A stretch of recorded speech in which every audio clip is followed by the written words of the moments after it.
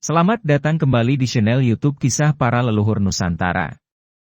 Pada kesempatan ini kami hendak mengisahkan tentang Alap-alap Laut Kidul karya Hoping Hu bagian 14C. Maya Dewi tampak bingung dan ia memandang kepada Banuseta. Terpaksa ia menangguk memberi isyarat kepada pria itu dan berkata lirih. "Berikanlah, Raden." Banuseta mengerutkan alisnya dan memandang kepada Sulastri. Dia tidak rela melepaskan kesempatan untuk menguasai gadis yang digandrunginya itu. Akan tetapi, Maya, tidak ada tapi. Kapten De Vos membentak marah. "Godverdomme, Zek. Berikan obat itu atau kuperintahkan orang-orangku untuk menembak kepalamu." Mendengar bentakan ini, Banuseta menjadi pucat mukanya dan dia segera merogoh ke balik ikat pinggangnya, mengeluarkan sebuah bungkusan kain kecil dan menyodorkannya kepada Sulastri. Akan tetapi seperti yang sudah ia rencanakan bersama Aji, Sulastri tidak mau menerimanya, tidak mau memberi kesempatan dirinya ditangkap. "Letakkan di atas lantai dekat sini," perintah Aji. Banuseta menurut karena Kapten De Vos memandang kepadanya dengan mata mendelik dan memerintah. Dia meletakkan bungkusan obat penawar itu di atas lantai di depan Aji. "Tuan Kapten, sekarang perintahkan Maya Dewi mengembalikan keris dan pedang kami yang dirampasnya," kata Aji. "Kembalikanlah, Maya dan cepat," perintah De Vos. Maya Dewi tidak berani membangkang. Ia mengeluarkan pedang Nogowilis milik Sulastri dan keris Nogowelang milik Aji, meletakkan dua buah pusaka itu di atas lantai dekat bungkusan obat penawar. "Lastri, ambillah semua itu," kata Aji. Sulastri melangkah maju, dengan waspada ia mengambil bungkusan obat penawar dan menyimpan di ikat pinggangnya, kemudian menyerahkan keris Nogowelang kepada Aji dan menggantung sarung pedang Nogowilis di ikat pinggangnya. Kedua orang muda itu lalu membuang pisau belati dan kini memegang pusaka masing-masing untuk menodong Kapten De Vos dan melindungi diri sendiri. Karena Kapten De Vos benar-benar berada dalam kekuasaan Aji dan Sulastri, dan keselamatan nyawanya terancam, maka biarpun di situ hadir orang-orang sakti seperti Ki Haria Bakawulung, Aki Somad, Nyi Maya Dewi, Ki Warga, Raden Banuseta, Hendrik dan para prajurit, mereka tidak berani berkutik. Bahkan Aki Somad dan Haria Bakawulung juga tidak berani membuat ulah atau mencoba mempergunakan aji sihir mereka karena mereka maklum betapa saktinya kedua orang muda itu, terutama sekali Lindu Aji. "Kapten, cepat perintahkan menurunkan perahu kecil itu," kata Aji kepada tawanannya. "Juga sediakan tangga tali untuk turun."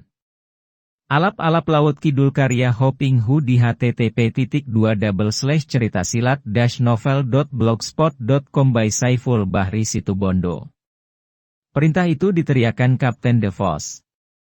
Setelah perahu diturunkan ke air dan tangga tali dipasang, Aji memberi isyarat kepada Sulastri untuk menurunkan tangga tali dan masuk ke dalam perahu kecil yang sudah diturunkan di sisi perahu besar.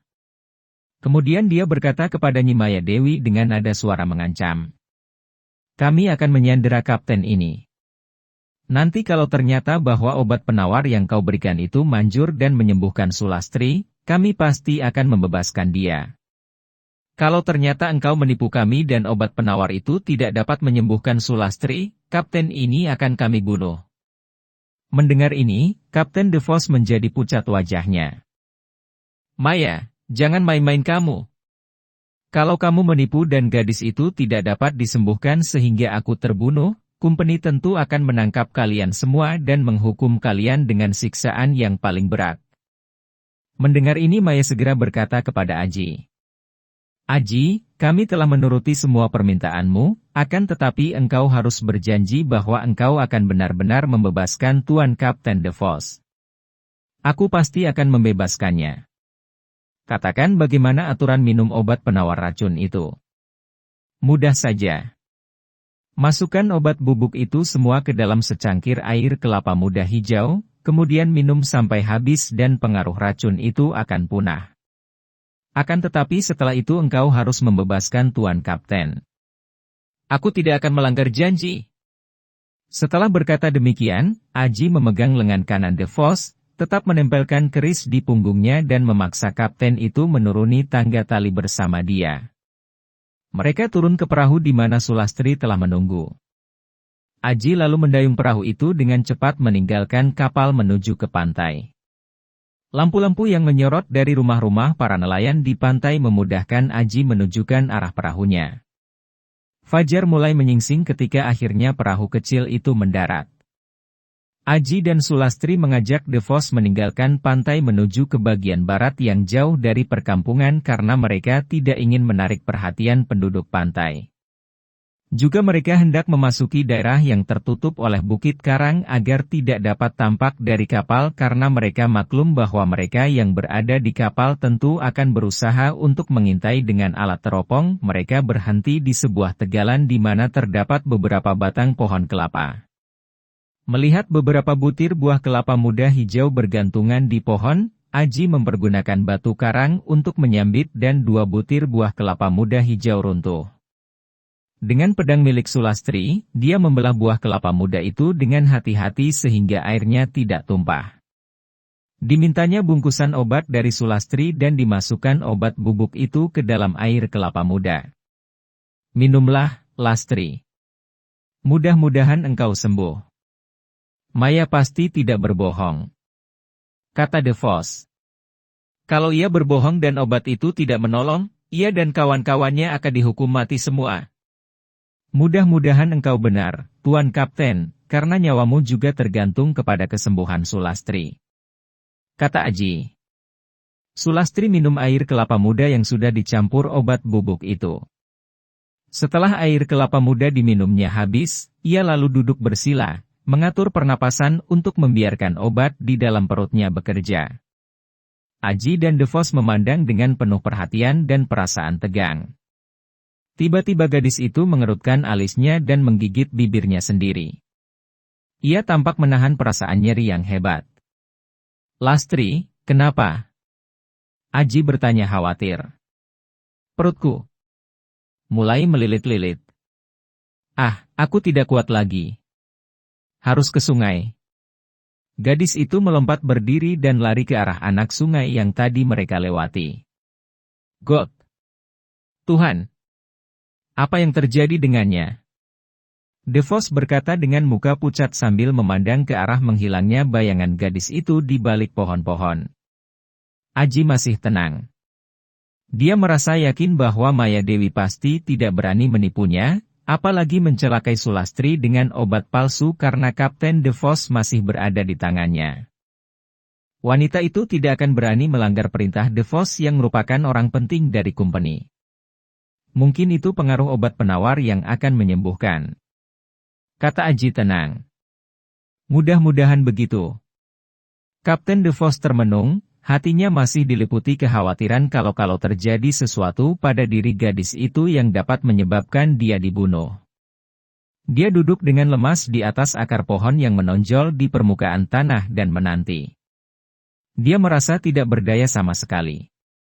Selama ini andalannya hanyalah senjata apinya dan pistol-pistolnya telah dilucuti sebelum dia ditawan tadi. Untuk nekat menyerang pemuda ini dengan kaki tangannya, sama saja dengan membunuh diri. Dia sudah melihat akan kehebatan pemuda itu ketika tadi pemuda itu bertanding melawan Hendrik de Haan. Jagoan juara tinju itu saja tidak mampu berkutik melawan Aji, apalagi dia. Tak lama kemudian Sulastri muncul. Gadis itu melangkah dengan lenggang gemulai seperti menari. Sinar matahari pagi yang kemerahan menimpa wajahnya, tampak cemerlang dan segar, masih basah. Sepasang matanya yang jeli tampak bersinar mencorong, berbeda dengan pandang matanya tadi yang mengandung penasaran dan agak gelisah. Sinar mata ini saja sudah menggirangkan hati Aji karena merupakan pertanda yang baik. Bahkan Kapten DeVos menyambutnya dengan penuh perhatian dan ketegangan. Keadaan gadis itu menentukan nasib dirinya. Bagaimana, Lastri? Tanya Aji sambil memandang wajah gadis itu penuh harapan. Ya, bagaimana, Nona? Sudah sembухkah kamu? DeVos bertanya. Sulastri tersenyum kepada Aji dan berkata, Engkau lihat sendiri, Mas Aji. Ia menghampiri pohon kelapa, berdiri dalam jarak 2 meter, menekuk sedikit kedua lutut kakinya, mengerahkan tenaga saktinya lalu mendorong dengan kedua telapak tangan terbuka sambil membentak nyaring. Aji Margopati. Angin pukulan dahsyat menyambar ke arah batang pohon kelapa sebesar pinggang gadis itu. Wutut. Krak. Bruk. Pohon kelapa itu tumbang. Kapten DeVos terbelalak dan mukanya berubah pucat. Kalau tidak melihat sendiri, pasti dia tidak akan percaya bahwa ada orang apalagi ia seorang gadis jelita, mampu merobohkan dan menumbangkan sebatang pohon kelapa hanya dengan pukulan jarak jauh. Lastri, engkau telah sembuh. Seru Aji dengan girang sekali. Gadis itu telah mampu mempergunakan pukulan tenaga sakti, berarti ia telah sembuh sama sekali. Obat itu memang manjur sekali, semua racun terkuras keluar dari perutku. Saking lega dan girang, aku tadi sekalian mandi, segar sekali rasanya. Kata Sulastri. Syukurlah. Kamu telah sembuh, Aku girang sekali. DeVos berseru sambil berloncatan seperti hendak menari-nari karena hal itu akan berarti dia dibebaskan. Sulastri menoleh kepadanya dan alisnya berkerut. Jangan girang dulu, kumperi jahat. Hendak kulihat apakah badanmu lebih kuat daripada batang pohon kelapa itu? Tiba-tiba Sulastri sudah menghantamkan tangan kirinya yang terbuka dengan dorongan dahsyat ke arah orang Belanda itu. Hait. Pelak. Sulastri terdorong ke belakang dan ia memandang kepada Aji dengan mata terbelalak. Kang Mas Aji. Kenapa? Kenapa kau lakukan itu? Kenapa engkau menangkis pukulanku dan melindungi kumpeni musuh rakyat ini? Tenanglah, Adi Sulastri. Aku tidak ingin melihat engkau menjadi seorang yang melanggar janji sendiri. Kita sudah berjanji bahwa kalau obat penawar itu berhasil menyembuhkanmu, kita akan membebaskan Kapten DeVos ini. Akan tetapi janji orang-orang seperti dia dan antek-anteknya itu, apakah dapat dipercaya? Sulastri membantah dengan penasaran, sementara itu DeVos memandang dengan sinar mata gelisah. Mereka memang tidak dapat dipercaya dan bukan orang-orang yang baik, akan tetapi kita tidak sama dengan mereka, bukan? Kita adalah orang-orang yang menjaga kebenaran dan keadilan, menjunjung tinggi kehormatan dan kegagahan. Kita tidak perlu meniru kecurangan mereka. Kita adalah orang-orang yang tidak akan melanggar janji sendiri, bukan? Sulastri menarik napas panjang. Sudahlah, aku takkan menang berdebat melawanmu. Bebaskan dia kalau engkau sudah memutuskan demikian. Aji bernapas lega. Tadinya dia merasa khawatir kalau gadis yang keras hati itu akan memaksakan kehendaknya membunuh orang Belanda ini. Terima kasih, Lastri. Kemudian dia berkata kepada DeVos. Tuan Kapten, sekarang engkau boleh pergi. Aku membebaskanmu. Kapten DeVos adalah seorang yang sejak mudanya prajurit dan pelaut. Dia pun seorang yang amat menghargai kegagahan dan dia merasa kagum sekali akan sikap dua orang muda yang dia anggap sebagai bangsa yang sederhana dan terbelakang itu, terutama sekali dia kagum melihat sikap Aji. Tuan Lindu Aji. Katanya dan nada suaranya mengandung hormat. Tidak akan menyesalkah Tuan membebaskan saya? Ketahuilah bahwa kalau kelak kita saling berjumpa dalam sebuah pertempuran, saya tidak akan ragu-ragu untuk menembak kepala Tuan dengan pistol saya. Aji tersenyum. Itu sudah menjadi kewajibanmu, Tuan. Aku pun kalau bertemu denganmu dalam pertempuran, tidak akan ragu untuk membunuhmu. Mas Aji, kenapa susah-susah? Bunuh saja dia sekarang. Bukankah dia musuh kita? Kata Sulastri. Tidak, di antara dia dan kita tidak ada permusuhan pribadi, Lastri. Tuan Kapten, ketahuilah, kami adalah satria-satria Mataram yang tahu akan harga diri dan kehormatan. Yang bermusuhan adalah antara kerajaan kita. Karena itu, dalam perang membela kerajaan masing-masing mungkin kita akan saling bunuh. Akan tetapi antara kita pribadi tidak ada permusuhan apapun apalagi kami sudah berjanji akan membebaskan setelah Sulastri sembuh oleh obat penawar itu. Pergilah, Tuan, mudah-mudahan engkau akan menyadari bahwa kerajaan Tuan dari seberang lautan yang jauh itu sedang mengganggu dan mengacau tanah air kami. Kapten DeVos tersenyum dan menggerakkan pundaknya sebagai tanda bahwa dia tidak berdaya dalam hal itu. Apa boleh buat, Tuan Aji, salah atau benar Belanda adalah kerajaanku yang harus kubela. Selamat tinggal. Dia lalu melangkah pergi dengan cepat menuju ke pantai di mana tadi Aji meninggalkan perahu kecil yang mereka naiki untuk mendarat. Setelah Kapten DeVos pergi, Sulastri menghela napas, memandang Aji dan berkata, Mas Aji, siasat kita berjalan baik dan mulus seperti kita rencanakan. Untung sekali bahwa aku telah dapat disembuhkan. Akan tetapi hatiku merasa penasaran bukan main, bahkan sampai sekarang masih terasa panas dan tidak puas. Wah, kenapa begitu, Lastri? Bukankah kita sepatutnya bersyukur kepada Gusti Allah karena kita berdua dapat meloloskan diri dari tangan mereka dengan selamat?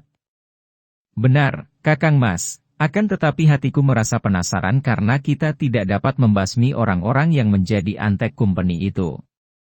Aku merasa muak dan benci kepada mereka dan ingin sekali menumpas mereka. Terutama nenek tak tahu malu Maya Dewi itu. Hal itu tidak mudah, Lastri. Kalau hanya Maya Dewi seorang, tentu tidak sukar kita mengalahkannya. Akan tetapi ia memiliki sekutu orang-orang yang sakti mandraguna seperti Ki Harya Bakawulung, Aki Somad, laki-laki bangsawan tinggi kurus itu, dan kita tidak boleh memandang remeh orang yang tinggi besar, pandai berbahasa Belanda yang disebut Ki Warga itu. Agaknya dia mempunyai kekuasaan dan pengaruh besar dan menjadi orang penting dari Kompeni Belanda.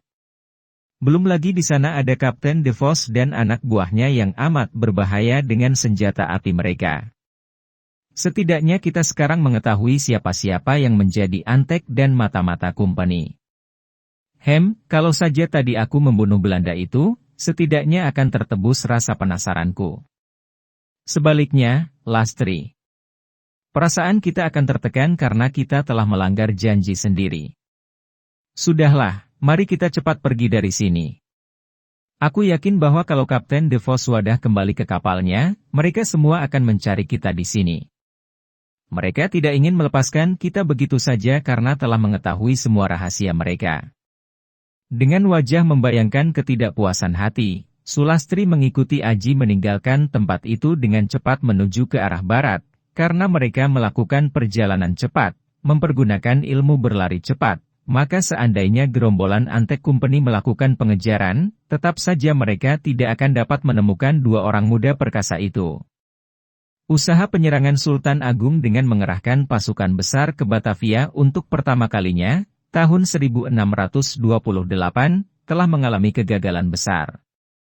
Senopati Baureksa yang diserahi tugas memimpin pasukan penyerbuan itu gugur dalam perang, tertembak peluru meriam Belanda. Banyak perwira Mataram gugur sehingga melemahkan semangat bertempur pasukan Mataram.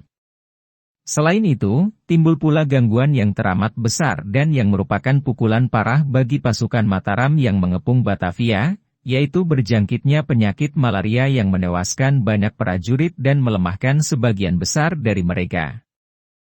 Ditambah lagi karena kekurangan pangan karena gudang-gudang ransum mereka dibakar habis oleh antek-antek Kompeni Belanda.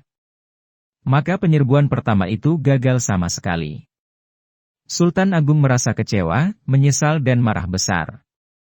Saking marahnya melihat usaha penyerbuan itu gagal dan melihat pasukan Mataram pulang membawa kehancuran, Sultan Agung amat marah karena pasukannya tidak melawan terus sampai Batavia dapat dirobohkan.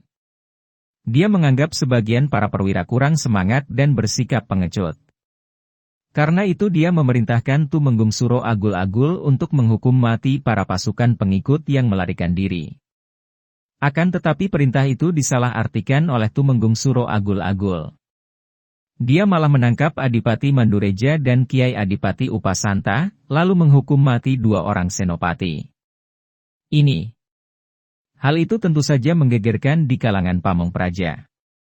Apalagi mengingat bahwa kedua orang senopati yang dihukum mati itu adalah cucu-cucu keturunan mendiang Ki Patih Mandaraka yang termasyur, yang menjadi pembantu utama mendiang Sang Prabu Panembahan Senopati. Ketika Sultan Agung mendengar akan kekeliruan hukuman ini, dia menjadi semakin sedih dan marah. Semua pimpinan penyerangan ke Batavia yang gagal itu ikut bertanggung jawab, bukan hanya kedua orang senopati itu.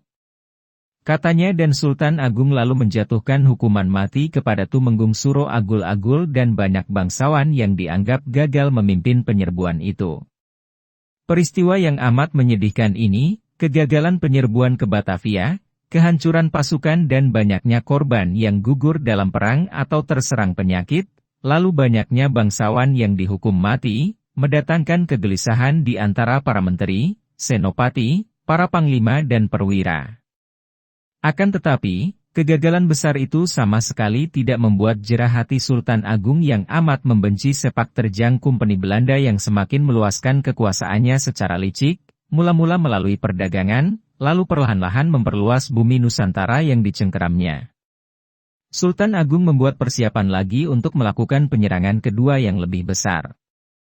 Untuk itu, dia mengangkat Tumenggung Singoranu yang tua sebagai senopati yang akan memimpin penyerbuan, memerintahkan Tumenggung Singoranu untuk melatih dan memperkokoh barisan Mataram, mengundang para pemuda yang perkasa untuk menjadi prajurit. Juga Sultan Agung menyerahkan kepada Senopati Suroantani untuk memimpin mempersiapkan penyerbuan dengan cara menyebar banyak telik sandi, mata-mata, ke kadipaten-kadipaten sampai menyusup ke Batavia, untuk menyelidiki siapa-siapa yang akan menjadi lawan dan siapa menjadi kawan, serta sampai di mana ketahanan dan kekuatan pihak Kompeni Belanda. Kiranya cukup sekian dulu, silahkan ikuti kisah alap-alap Laut Kidul bagian selanjutnya di waktu dan jam yang sama, dengan cara klik subscribe dan juga loncengnya, agar Anda selalu mendapatkan notifikasi jika channel YouTube ini mengupload video berita terbaru.